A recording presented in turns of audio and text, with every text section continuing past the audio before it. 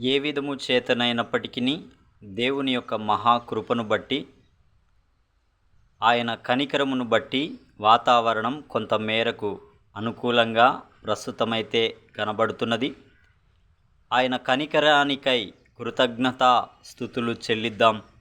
ఆయన కనికరం ఈ రైతులకు ఎలాంటి ప్రాబ్లం కలగకుండా అవి మరలా ఇంకిపోవునట్లు, వారి యొక్క ప్రయాసకు తగిన ఫలం వారు పొందుకొనున్నట్లుగా వారి మీదికి ఆయన కనికరము దిగివచ్చునట్లు మనము అనుదిన ప్రార్థనలో ఆయన పాదాల యొద్దకు చేరుదాం.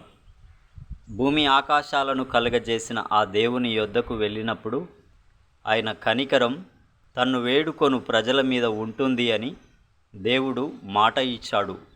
మాట ఇచ్చిన వాడు ఎన్నటికీ మాట తప్పడు. అయితే ఆయన యొద్దకు మనం వెళ్ళాలి.